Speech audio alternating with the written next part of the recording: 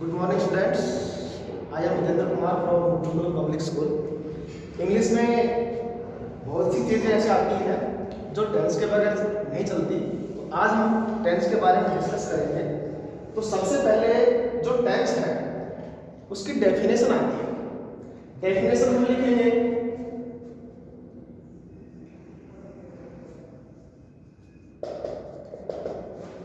Tense is the form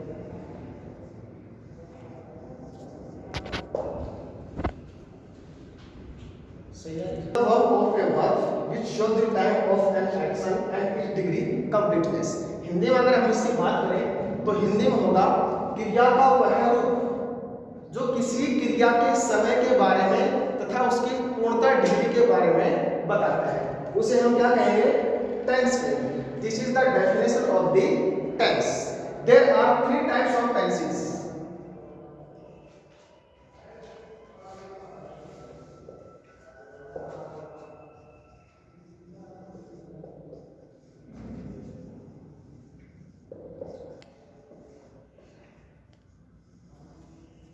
Present tense, second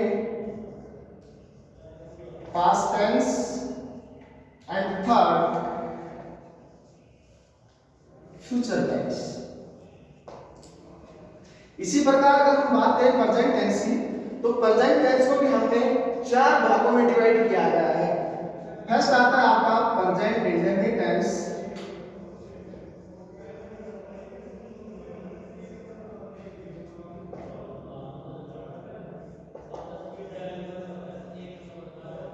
second part आता है इसका present continuous tense, third part आता है present perfect, and last part आता है present perfect continuous tense.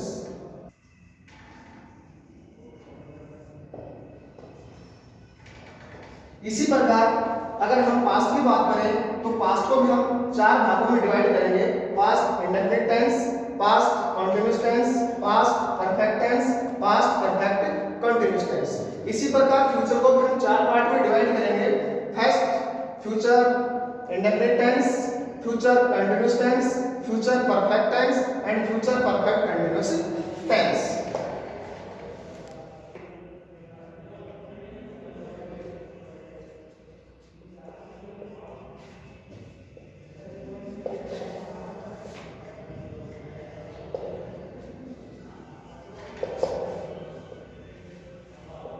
Present indefinite tense, पहले हम चर्चा करेंगे प्रेजेंट इंडेफिनिट टेंस।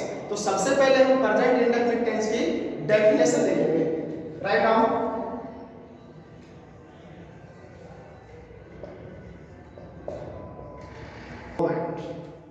बात करें हम प्रेजेंट इंडेफिनिट टेंस, कई बार क्वेश्चन पूछ लिया जाता है कि what is the definition of present indefinite tense. Present indefinite tense to express what is actually taking place at the present moment। Hindi में अनुवाद की अगर बात करें हम तो present indefinite tense जो कार्य व्यक्त किया जा रहा है अर्थात वर्तमान में जो कार्य हो रहा है उसको आगे अभिव्यक्त करने के लिए हम किसका प्रयोग करेंगे? present indefinite tense का प्रयोग करेंगे। जो कार्य लंबे समय तक अनिश्चित होता है, अनिश्चित कार्य को लंबे समय तक करने के लिए हम present indefinite tense का को व्यक्त करेंगे। There are four types of present indefinite tense.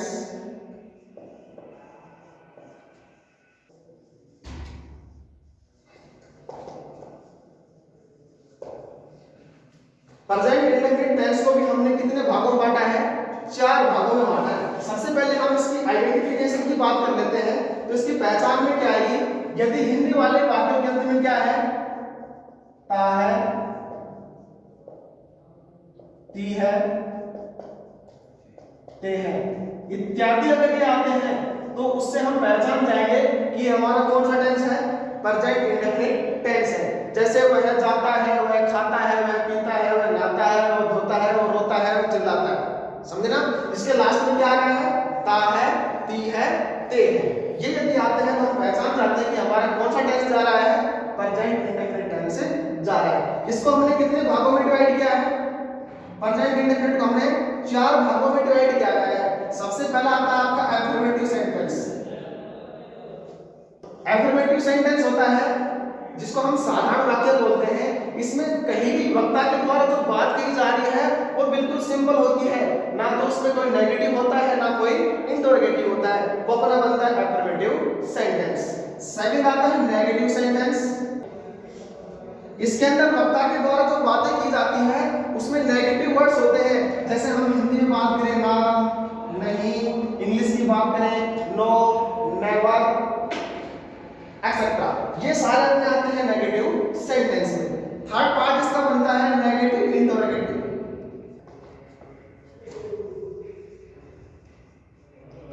Negative interrogative sentence में होता है कि इसकी पहचान कैसे की जाएगी, इसके लास्ट में क्या होगा, sign of interrogation. Negative interrogative की बात कर रहे हैं हम, साइन ऑफ इंटरोगेशन होगा और इसी के अंदर किसका प्रयोग किया जाएगा, नो, नेवर और नॉट का प्रयोग किया जाएगा। फोर्थ आता है आपका इंटरोगेटिव सेंटेंस। इंटरोगेटिव सेंटेंस जैसे कि नाम से पता चल रहा है, इंटरोगेटिव यानी ask some question to another, किसी दूसरे से क्या करना, क्वेश्चन पूछना। इसकी शुरुआत कैसे होगी, सबसे पहले इसकी शुरुआत किससे की जाएगी, हेल्पिंग वर्ब से की जाएगी और लास्ट में क्या होगा, sign of interrogation. These are 4 parts of present indefinite tense. मैं फिर रिपीट कर रहा हूं, प्रेजेंट इंडेफिनिट टेंस जो है, हिंदी वाले जो वाक्य आते हैं उनकी पहचान की जाएगी आपकी ता है, ती है, ते है इत्यादि के साथ। डेफिनेशन की बात करें हम तो present indefinite tense to express what is actually taking place at present moment, अर्थात वर्तमान समय में जो कुछ हो रहा है उसी चीज को अनिश्चित काल के लिए व्यक्त करना क्या कहलाता है, प्रेजेंट इंडेफिनिट टेंस कहलाता है। There are we have divide present indefinite in 4 parts. Firstly affirmative sentence, secondly negative sentence, third interrogative sentence and fourth negative interrogative sentence। Clear? बात करते हैं हम affirmative sentence की। फर्स्ट पार्ट आता है अपना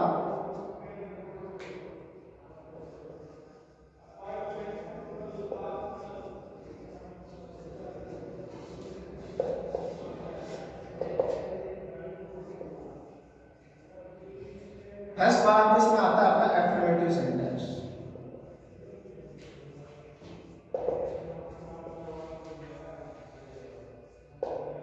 जैसे आपको पता है एफर्मेटिव सेंटेंस जिसको हम साधारण वाक्य बोलते हैं, इसका सीधा सा स्ट्रक्चर बनता है कि सबसे पहले हम किसका प्रयोग करेंगे, सब्जेक्ट। सब्जेक्ट का प्रयोग करेंगे, उसके बाद हम वर्ब की फर्स्ट फॉर्म के साथ एस या ईएस लगाएंगे और लास्ट में क्या बन जाएगा आपका ऑब्जेक्ट। अब बात आती है कि वर्ब की फर्स्ट फॉर्म का प्रयोग कहां होगा और एस या ईएस का प्रयोग कहां किया जाएगा। यदि आपका सब्जेक्ट आ रहा है फर्स्ट पर्सन की बात करें तो I, my, me, we, our, us. First person में बात करें सब्जेक्ट की तो सब्जेक्टिव केस कौन सा बनता है अपना, आई और वी। ऑब्जेक्टिव केस कौन सा बनता है, मी और अस। आप लिख सकते हो सब्जेक्टिव केस और ये आपका हो गया ऑब्जेक्टिव केस और देन आफ्टर माई और आवर हो जाएगा आपका possessive case.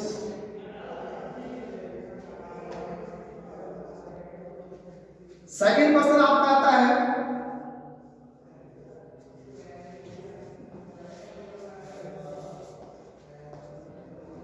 Yo, your, yours, your. इसमें सब्जेक्टिव केस कौन सा बन जाएगा आपका, यू। ऑब्जेक्टिव केस कौन सा बन जाएगा, योर और पजेसिव क्या हो जाएगा, योर्स। इसी प्रकार आपका थर्ड पर्सन जो आता है जिसको अपन प्रोनाउन की बातें करते हैं तो अपन प्रोनाउन बोल सकते हैं। मैंने यहाँ फर्स्ट पर्सन लिखा है, आप प्रोनाउन भी यूज कर सकते हैं। थर्ड पर्सन में दो कैटेगरी बांटी गई है, एक तो होती है सिंगुलर और एक होती है प्लूरल। तो सबसे पहले हम सिंगुलर की बात करते हैं। सिंगुलर में आपका आता है he, she, it.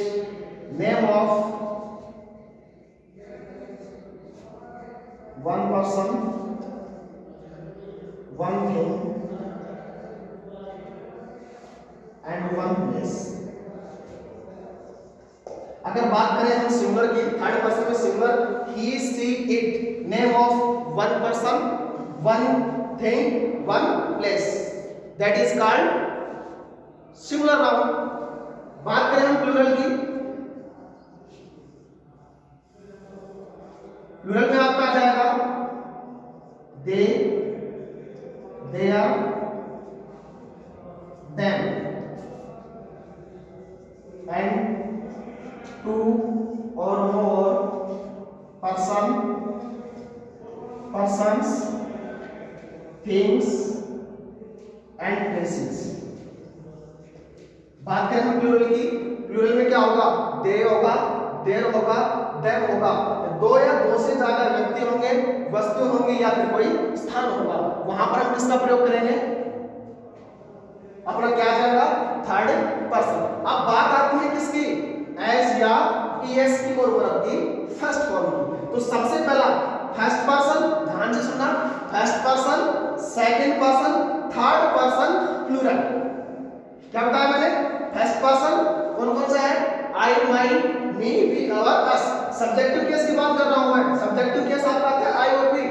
Second person में सब्जेक्टिव केस आता है आपका यू और थर्ड पर्सन में सब्जेक्टिव केस आता है दे. ये यदि आ रहे हैं तो वहां पर हम किसका प्रयोग करेंगे? वर्ब की फर्स्ट फॉर्म का प्रयोग किया जाएगा. रेस्ट ऑफ ऑल बाकी बचा क्या? थर्ड पर्सन सिंगुलर, उसके साथ हम किसका प्रयोग करेंगे? वर्ब की फर्स्ट फॉर्म के साथ एस या ईएस का प्रयोग किया जाएगा. अब एक क्वेश्चन और दिमाग में आता है कि एस का प्रयोग हम कहां करेंगे और ईएस का प्रयोग हम कहां करेंगे. तो सबसे पहले अपने को किसका प्रयोग करना है? ईएस का प्रयोग करना है. ईएस का प्रयोग यूज करना है. तो ईएस जो होता है यदि किसी वर्ब के अंत में एंड ऑफ द वर्ब क्या है आपका? जेड आई, क्या है? C H I, double S हो, ये यदि आ रहे हैं तो वहां पर हम किसका प्रयोग करेंगे? ई एस का प्रयोग करेंगे. जैसे कई बार एग्जांपल में आ जाता है कि वह जाता है, जैसे आ गया ही गो. यहां पे मत करना किसका प्रयोग? एस का प्रयोग नहीं करेंगे. क्यों? क्योंकि यहां पर ये इसका प्रयोग होगा. किसलिए होगा? क्योंकि यहां लास्ट में क्या आ रहा है आपका? ओ आ रहा है. तो यहां किसका प्रयोग हो जाएगा? किसका हो जाएगा? ई एस का प्रयोग हो जाएगा. तो यहां क्या बन जाएगा?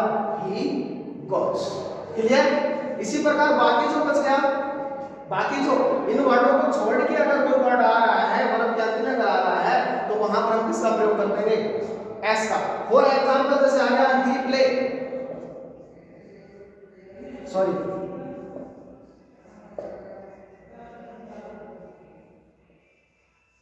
दे प्ले, ये आपकी वर्ब आ रही है. यहां पर हमने क्यों नहीं लगाया यस? क्योंकि उसमें नहीं आ रहा. तो यहां पर हम किसका प्रयोग करेंगे? एस का प्रयोग करेंगे? नहीं करेंगे. क्यों? क्योंकि अपने को ये देखना है यहां पर क्या आ रहा है? थर्ड पर्सन प्लूरल आ रहा है. एस का प्रयोग सिर्फ कहां करेंगे? यदि यही सेंटेंस होता ही प्ले, तो यहां पर किसका प्रयोग किया जाता? यहां पर किसका प्रयोग किया जाता? एस का प्रयोग किया जाता. तो ये मैं फिर रिपीट कर रहा हूं एक बार. हम कह सकते हैं कि यदि सब्जेक्ट हमारा फर्स्ट पर्सन हो, सेकंड पर्सन हो और थर्ड पर्सन क्या हो? प्लूरल हो, तो हम किसका प्रयोग करेंगे? वर्ब की फर्स्ट फॉर्म. ओनली क्या आएगी यहां पे? वर्ब की फर्स्ट फॉर्म आएगी. और यदि अपना सब्जेक्ट क्या है? थर्ड पर्सन सिंगुलर हो, तो हम किसका प्रयोग करेंगे? वर्ब के फर्स्ट फॉर्म के साथ हम किसका प्रयोग करेंगे? एस या ईएस का प्रयोग करेंगे. क्लियर हुआ यहां तक? बात करते हैं नेगेटिव सेंटेंस की. सेकंड टॉपिक की बात करते हैं हम. इसी में आता है अपना नेगेटिव सेंटेंस.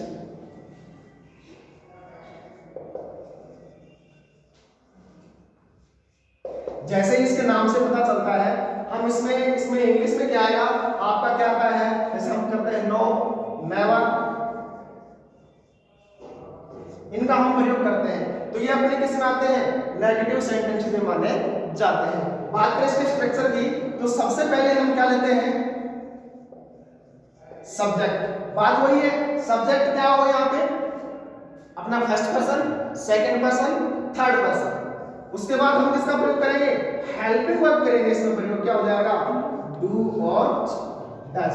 नेगेटिव के लिए हम क्या करेंगे, नॉट, या हम नेगेटिव के साथ नो भी कर सकते हैं और यहाँ पर नेवर भी लगा सकते हैं। उसके बाद वर्ब भी first form then after object. यदि वही बातें हैं, यदि अपना सब्जेक्ट क्या है, first person, second person, third person plural हो तो वहां पर हेल्पिंग वर्ब क्या लगाएंगे,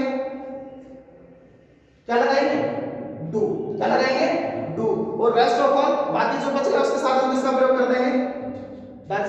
बच गया क्या, third person singular, name of one person, one thing, one place, one या ही सी इट, इनके साथ हम किसका प्रयोग कर देंगे, डज का प्रयोग कर देंगे। नेगेटिव सेंटेंस बनाने के लिए हम किसका प्रयोग करेंगे, आप नोट का प्रयोग कर सकते हो, नो का प्रयोग कर सकते हो और नेवर का भी प्रयोग कर सकते हो।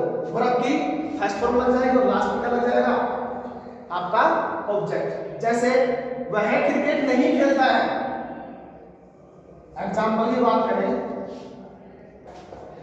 इसके एग्जांपल से दिमाग में तीन चीजें पहले आनी चाहिए। सबसे पहले सेंटेंस लिखा गया है तो सबसे पहले तो हमें ये पता होना चाहिए कि टेंस कौन सा है, और टेंस की पहचान कैसे होगी, जब हम सेंटेंस का लास्ट वर्ड देखें। जैसे ही टेंस आपका दिमाग में आ गया, जैसे आपको पता चल गया कि भाई प्रेजेंट इंडेफिनिट है, फिर आपके दिमाग में ये आना चाहिए कि सेंटेंस कौन सा है, अफर्मेटिव है, नेगेटिव है, इंटरोगेटिव है, नेगेटिव इंटरोगेटिव है। तो यहाँ पर क्या आ रहा है, नहीं आ रहा है, तो कौन सा सेंटेंस हो गया, नेगेटिव होगा। दो चीजें क्लियर हुई। तीसरी चीज आपको क्या देखनी है, आपको देखना है सब्जेक्ट। सब्जेक्ट सिंगुलर है या सब्जेक्ट प्लूरल है।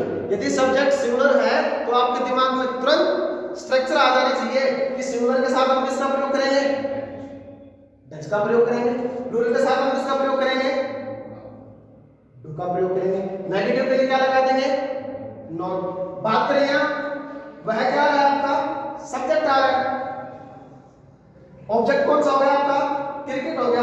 क्रिया क्या कर रहा है, वो खेलने कर रहा है। जब हम इसको बनाएंगे तो कैसे बन जाएगा, he does not play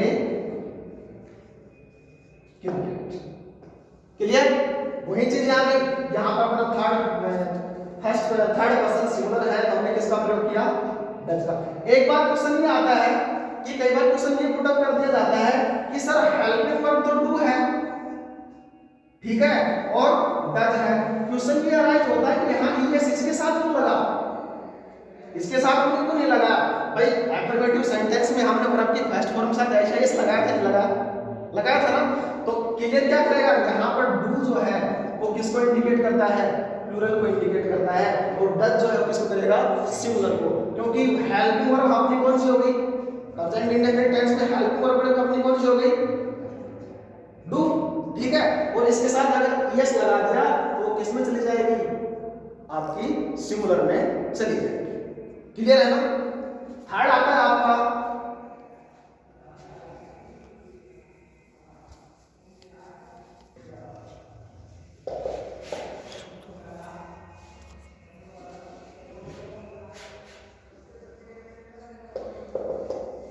interrogative sentence की बात करें तो इंटरोगेटिव सेंटेंस में हम किसका प्रयोग करेंगे, डू और डज का प्रयोग करेंगे, डू और डज का प्रयोग करेंगे।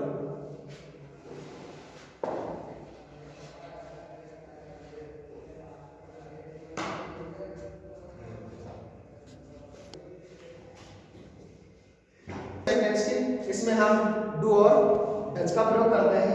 कहां करेंगे, मैंने लिखा है डू और does is used before the subject, यानी सब्जेक्ट से पहले हम किसका प्रयोग करेंगे, डू और डज का प्रयोग करेंगे। अब बात आती है यदि सब्जेक्ट आपका वही चीजें हैं, सब्जेक्ट आपका फर्स्ट पर्सन हुआ, सेकंड पर्सन हुआ, थर्ड पर्सन प्लूरल हुआ, तो हम किसका प्रयोग करेंगे, डू का।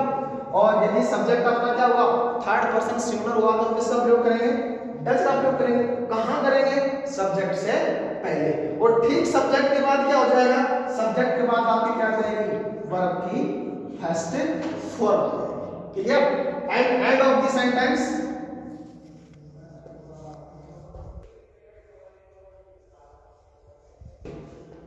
सब्जेक्ट के अंदर हम किसका किसका प्रयोग करेंगे?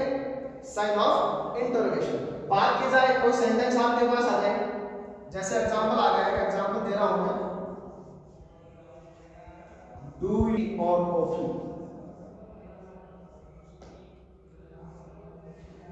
ये आपके सामने एक एग्जांपल आया है। क्लियर? तो यहां देखो इसकी पहचान कैसे की जाएगी? जैसे मैंने डेफिनेशन में बताया है कि सब्जेक्ट से पहले हम किसका प्रयोग करेंगे? Helping verb. क्लियर है?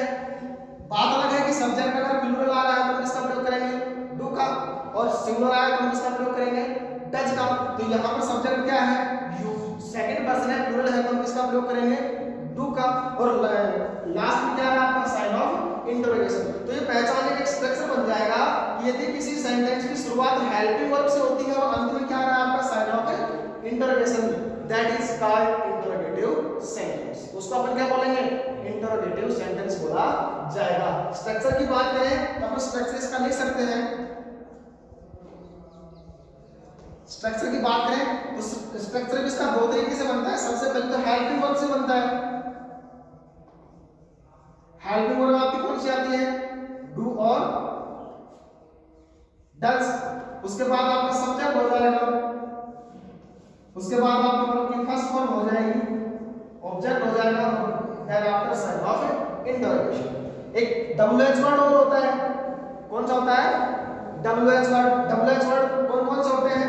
यानी वो वर्ड जिसको हम डब्ल्यूएच फैमिली बोलते हैं, या वो वर्ड जो किससे स्टार्ट होते हो?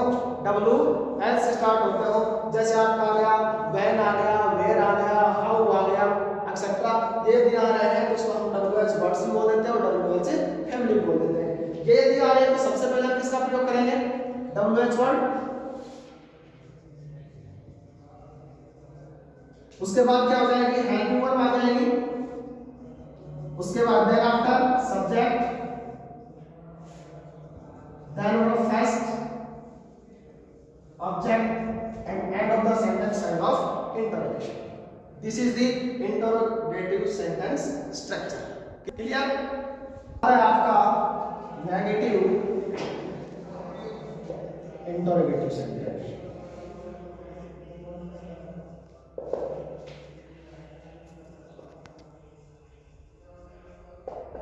जैसे इसके नाम से पता चलता है कि इंटरोगेटिव में हम क्या करते हैं? क्वेश्चन पूछते हैं, लेकिन वो क्वेश्चन किसमें होंगे?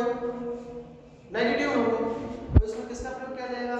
नो, नॉट, नेवर, इनका प्रयोग किया जाएगा। तो समझ जाना कौन सा आपका हो? नेगेटिव वाला है। तो इसके स्ट्रक्चर की हम बात करें तो सबसे पहले हम किसका प्रयोग करेंगे? हेल्पिंग वर्ब अपने आ जाएगी वही।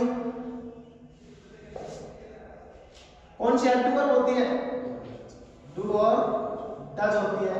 उसके बाद सब्जेक्ट, उसके बाद नेगेटिव के लिए क्या होगा?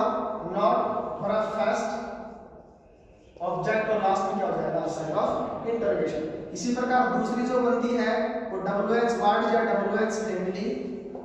उसके बाद हेल्पिंग वर्ब डू और डज में से एक लेंगे अकॉर्डिंग टू सब्जेक्ट। उसके बाद सब्जेक्ट, देन आफ्टर नॉट, और first object and last of sign of interrogation. ये अपना स्ट्रक्चर किसका आ जाएगा? नेगेटिव इंटरोगेटिव सेंटेंस का स्ट्रक्चर आ जाएगा। क्लियर? यहां तक कोई प्रॉब्लम नहीं है? ओके। For example,